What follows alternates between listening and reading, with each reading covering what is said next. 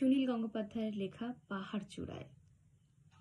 অনেক দিন থেকেই আমার একটা পাহাড় কেনার শখ, কিন্তু পাহাড় কে বিক্রি করে তা জানি না।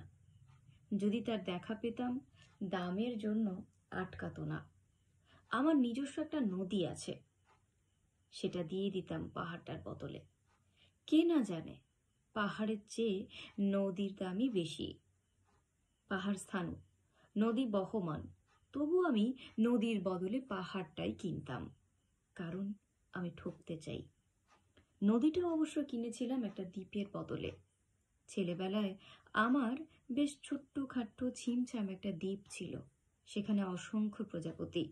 শৈশবে দ্বীপটি ছিল বড় প্রিয়।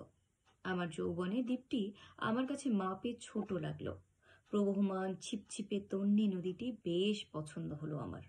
বন্ধুরা বলল, ওইটুকু একটা দ্বীপের বিনিময়ে এত বড় একটা নদী পেয়েছিস, খুব জিতেছিস তো মাইরি।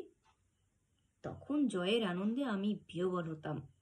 তখন সত্যিই আমি ভালোবাসতাম নদীটিকে। নদী আমার অনেক প্রশ্নের উত্তর দিত, যেমন, বলতো আজ সন্ধ্যাবেলা বৃষ্টি হবে কিনা। সে বলতো, আজ এখানে দক্ষিণ গরম হাওয়া, শুধু একটি ছোট্ট দ্বীপে বৃষ্টি, সে কি প্রবল বৃষ্টি, যেন একটা উৎসব। আমি সেই দ্বীপে আর যেতে পারি না। সে জানতো, সবাই জানে, শৈশবে আর ফেরা যায় না। এখন আমি একটা পাহাড় কিনতে চাই। সেই পাহাড়ের পায়ের কাছে থাকবে গহন অরণ্য। আমি সেই অরণ্য পার হয়ে যাব।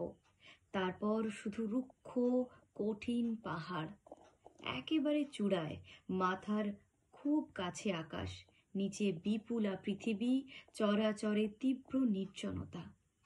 আমার কণ্ঠস্বর সেখানে কেউ শুনতে পাবে না। আমি ঈশ্বর মানি না, তিনি আমার মাথার কাছে ঝুঁকে দাঁড়াবেন না। আমি শুধু 10 দিককে উদ্দেশ্য করে বলবো, প্রত্যেক মানুষই অহংকারী। এখানে আমি একা, এখানে আমার কোনো অহংকার নেই। এখানে জয়ী হবার বদলে ক্ষমা চাইতে ভালো লাগে। হে 10 দিক, আমি কোনো দোষ করিনি, আমাকে ক্ষমা করো।